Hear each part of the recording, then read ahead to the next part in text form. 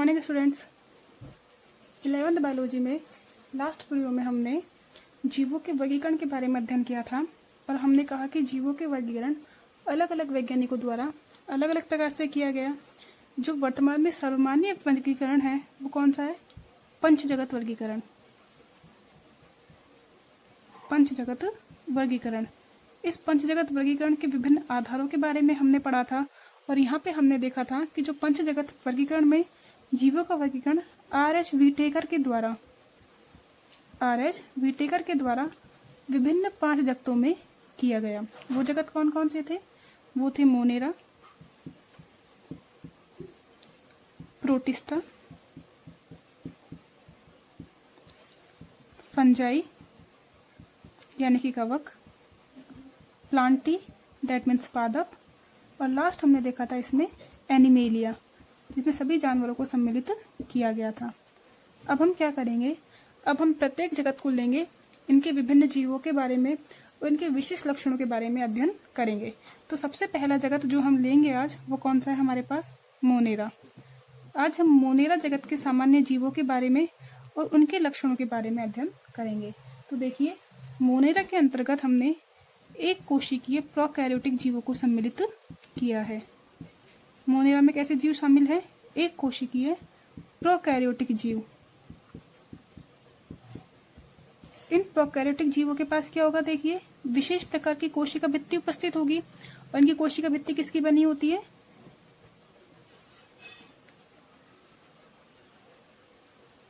इनकी कोशिका भित्ति किसकी बनी होगी? पेप्टिडोग्लाइकॉन की। इनकी कोशिका भित्ति किसकी बनी होती है? पेप्टिडोग्लाइकॉन की।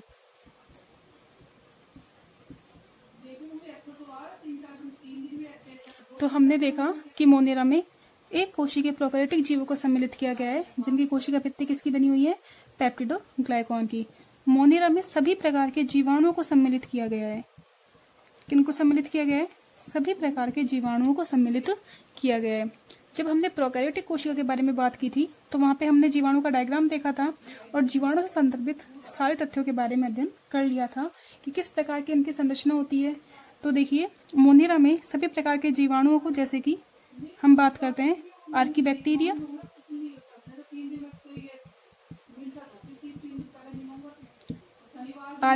जिसने क्या कहा जाता है? आद्य बैक्टीरिया।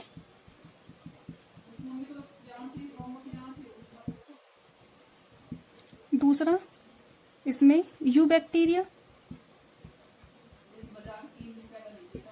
आद्य बैक्टीरिया, यू बैक्टीरिया जो भी हमारे विकसित बैक्टीरिया है। इसके अलावा साइनोबैक्टीरिया,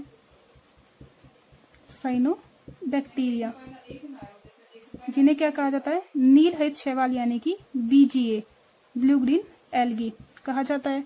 इसके अतिरिक्त इसमें माइकोप्लाज्मा को भी सम्मिलित किया गया है। तो देखिए, मोनेरा में क्या क्या सम्मिलित किया गया है? मोनेरा में आर्कीबैक्टीरिया यानी कि आद्य बैक्टीरिया, सबसे पहले बनने वाले बैक्टीरिया होते हैं ये। यू बैक्टीरिया, जिसका मतलब क्या हुआ? विकसित प्रकार के बैक्टीरिया। साइनोबैक्टीरिया यानी कि नीलहित शैवाल, और साथ ही साथ माइकोप्लाज्मा। ये क्या है? आपकी सबसे छोटी कोशिका होती है किसकी? माइकोप्लाज्मा की। सबसे छोटी जीवित कोशिका है ये। इनको सम्मिलित किया गया है। यदि हम इनके खाद्य या भोजन के प्रकार के बारे में अध्ययन करें तो ये स्वपोषी भी हो सकते हैं। मोनेरा के जो जीव है ये स्वपोषी भी हो सकते हैं या ये परपोषी भी हो सकते हैं। स्वपोषी से हमारा तात्पर्य है कि मोनेरा के जीव कार्बनिक पदार्थों का संश्लेषण स्वयं कर सकते हैं। ये अकार्बनिक पदार्थों से कार्बनिक पदार्थों का संश्लेषण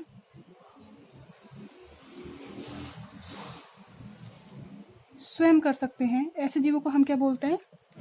स्वपोषी जीव कहते हैं। जबकि यदि कोई जीव कार्बनिक पदार्थों के लिए दूसरे जीव पर आश्रित होते हैं, उन्हें हम क्या बोलते हैं? परपोषी बोलते हैं। अब देखिए, ये जो स्वपोषी जीव है ये 2 प्रकार से कार्बनिक पदार्थों का संश्लेषण स्वयं कर सकते हैं। एक तो प्रकाश की उपस्थिति में, और दूसरा रसायनों की उपस्थिति में।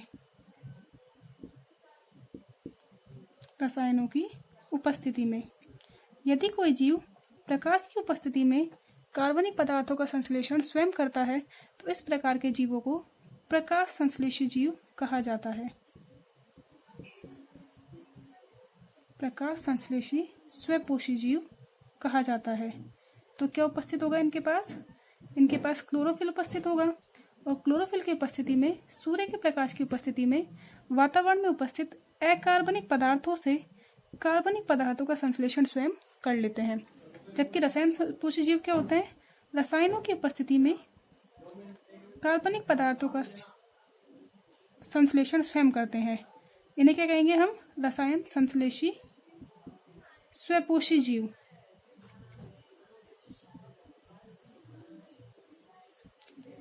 ऐसे जीव सल्फर की उपस्थिति में या आयरन की उपस्थिति में या अन्य रसायनों की उपस्थिति में कार्बनिक पदार्थों का संश्लेषण स्वयं करते हैं। जैसे सल्फर की उपस्थिति में हम बात करते हैं तो बैगिटोवा एग्जाम्पल है ये आपका रसायन संश्लेषी जीव का।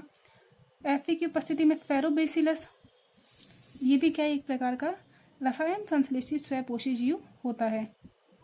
क्लियर हुआ? तो हमने क्या कहा कि जो आपके पास मोनेरा है उसमें सारे जीवाणुओं को सम्मिलित किया गया है। ये आर्की बैक्टीरिया यानी कि पुराने समय के सर्वप्रथम निर्मित होने वाले बैक्टीरिया, यू बैक्टीरिया यानी कि विकसित प्रकार के बैक्टीरिया, साइनोबैक्टीरिया दैट मीन नील हरित शैवाल और माइकोप्लाज्मा को सम्मिलित किया गया है। ये सारे ही प्रकार के जीव स्वपोषी या परपोषी हो सकते हैं।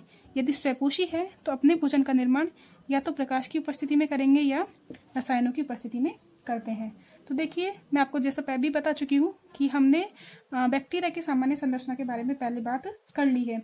अब जो बैक्टीरिया का आकार है, किस तरह का बैक्टीरिया का आकार है, किस प्रकार की इसकी आकृति है, उसके आधार पर इसको 4 भागों में बांटा गया है। या तो ये गोलाकार हो सकते हैं बैक्टीरिया, या तो ये गोलाकार हो सकते हैं, या ये कोमाकार हो सकते हैं, या ये छड़ाकार हो सकते हैं,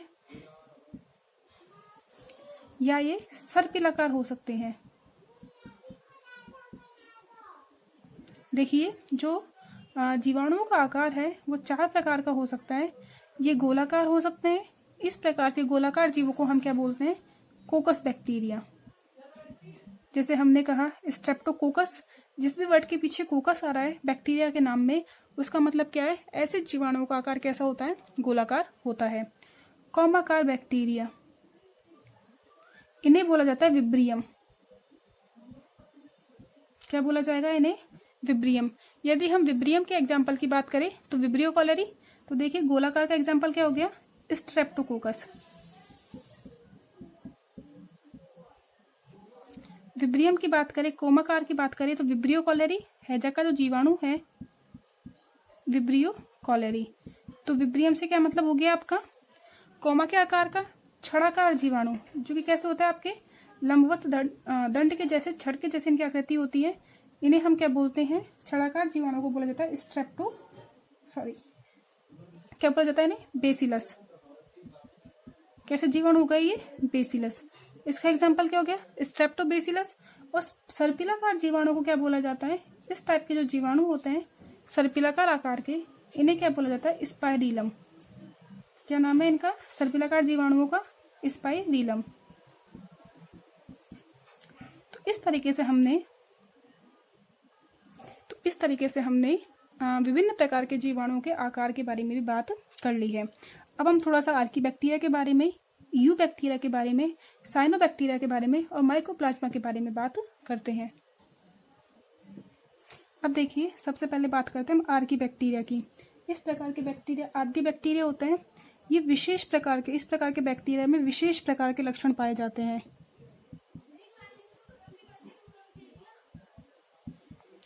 इस प्रकार के बैक्टीरिया सर्वप्रथम उपस्थित हुए थे। सबसे पहले जो बैक्टीरिया बने थे वो बैक्टीरिया कौन से थे? आपके आर्की बैक्टीरिया। ये अत्यंत विषम परिस्थितियों में भी जीवित रह सकते हैं। यानी कि जब जीवन संभव नहीं था, तब या तो तापमान बहुत ज्यादा था, विभिन्न प्रकार की गैसें अत्यधिक मात्रा में उपस्थित थी, उस प्रकार की परिस्थितियों में भी क्या कर सकते थे? ये जीवन यापन संपन्न कर सकते थे। तो क्या मतलब हुआ इसका? कि अत्यंत विषम परिस्थितियों में भी कैसे होते हैं ये जीव? जीवनक्षम होते हैं। यदि हम इस प्रकार के बैक्टीरिया की बात करें तो ये आपके बहुत ही ज्यादा लवणीय पानी में, ये लवणीय जल में उपस्थित हो सकते हैं। जो बैक्टीरिया आपके बहुत ज्यादा लवणीय, दैट मीन्स खारे पानी में रह सकते हैं, इन्हें हम क्या बोलते हैं? हेलोफिल्स। कौन से बैक्टीरिया है ये आपके? हेलोफिल्स आर्कीबैक्टीरिया। तो देखिए, अत्यधिक लवणीय जल में कोई जीव जीवन यापन कर सकता है? नहीं, लेकिन क्या है, इस प्रकार के बैक्टीरिया जीवन यापन कर सकते हैं। यदि हम बात करें तो गर्म पानी में नेचुरली कुछ पानी के स्रोत ऐसे होते हैं जो कि जिनमें गर्म जल उपस्थित होता है। तो जो गर्म जल के झरने हैं, जिनका पानी उबलता हुआ होता है, गर्म होता है, इस प्रकार के झरनों में भी ये जीव उपस्थित हो सकते हैं। इन्हें क्या बोलेंगे? Thermo acidophils. थर्मो एसिडोफिल्स, इस प्रकार के बैक्टीरिया को बोला जाता है थर्मो एसिडोफिल्स बैक्टीरिया। इसी तरीके से कुछ ऐसे होते हैं जो अत्यंत विषैली गैस मैथेन में भी उपस्थित हो सकते हैं। मैथेन गैस जो कि CH4 की बनी होती है, तो मैथेन गैस में भी ये जीव क्या हो सकते हैं? उपस्थित हो सकते हैं। इन्हें क्या कहा जाता है? मैथेनोजन। तो इस तरीके से हमने देखा कि ये विशेष प्रकार के बैक्टीरिया हैं जो अत्यंत विषम परिस्थितियों में जीवन यापन कर सकते हैं। इसीलिए इनकी जो कोशिका भित्ति है वह भी कैसी होती है? रूपांतरित होती है, यानी कि इनके पास विशेष रूप से निर्मित या विशिष्ट कोशिका भित्ति उपस्थित होती है।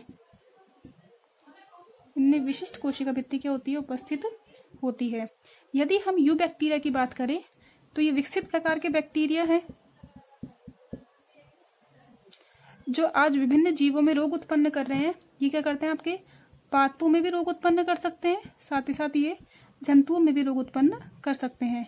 तो वर्तमान के जो बैक्टीरिया हैं, विकसित प्रकार के जो बैक्टीरिया हैं, उन्हें हमने किस में रखा गया है? यू बैक्टीरिया में इन्हें हमने शामिल किया है। ये पादपों में और जंतुओं में विभिन्न रोगों का कारण बनते हैं, जैसे कि हमने बात की थी अभी विब्रियो कॉलेरी की। तो विब्रियो कॉलेरी क्या है? ये आपका हैजे का जीवाणु है। क्या उत्पन्न करता है? ये हैजा। फिर हम बात करते हैं कॉरिनोबैक्टीरियम डिप्थीरिया की।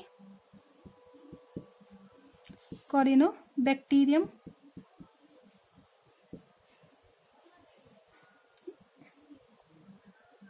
ये भी मनुष्य में रोग उत्पन्न करता है। इसी तरीके से विभिन्न प्रकार के जो रोग है, जैसे टाइफाइड है, टिटनेस है, ये विभिन्न प्रकार के रोग जीवों में उत्पन्न कर सकते हैं।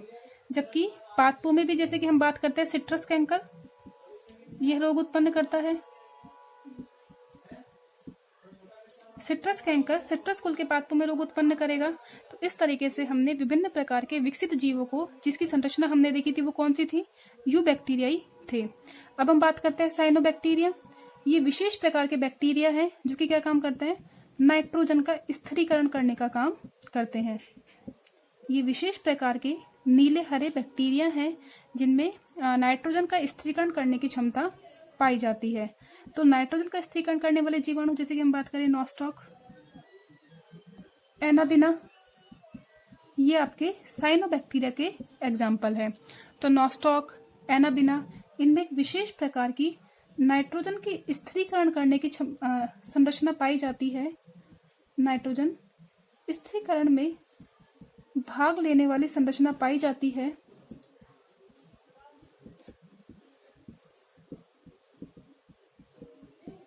इस नाइट्रोजन स्थिरीकरण करने वाली जो संरचना, इसे हम क्या बोलते हैं? हेटेरोसिस्ट। क्या बोला जाता है इसे? हेटेरोसिस्ट। तो हेटेरोसिस्ट एक विशेष प्रकार की कोशिका है। ये एक विशेष प्रकार की संरचना है जो कि आपके साइनोबैक्टीरिया में उपस्थित होती है। हम पूछते हैं, कई बार क्वेश्चन पूछा जाता है कि साइनोबैक्टीरियम में नाइट्रोजन के स्थिरीकरण के लिए कौन सी विशेष संरचना उपस्थित होती है? तो किसकी बात कर रहे होते हैं? इस टाइम पे हम हेटेरोसिस्ट नामक संरचना की बात हम कर रहे होते हैं। ये साइनोबैक्टीरिया प्रकाश संश्लेषी स्वपोषी जीव है। प्रकाश संश्लेषी स्वपोषी जीव है, अर्थात ये प्रकाश की उपस्थिति में अपने भोजन का संश्लेषण, अपने कार्बनिक पदार्थों का संश्लेषण स्वयं करते हैं।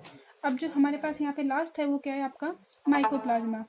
माइकोप्लाज्मा, इसमें आपकी सबसे छोटी जीवित कोशिका पाई जाती है। देखिए माइकोप्लाज्मा के बारे में, माइकोप्लाज्मा में क्या है? सबसे छोटी जीवित कोशिका है। ठीक है, इसमें कोशिका भित्ति उपस्थित नहीं होती है। माइकोप्लाज्मा में कोशिका भित्ति उपस्थित नहीं होती है। चूंकि इसके पास कोशिका भित्ति उपस्थित नहीं होती है, इसीलिए इसका कोई निश्चित आकार नहीं होता है। तो क्या होता है, ये इन्हें जीव जगत के जोकर कहा जाता है। क्या कहा जाता है इन्हें? जीव जगत के जोकर, क्योंकि ये अपना रूप परिवर्तित कर सकते हैं।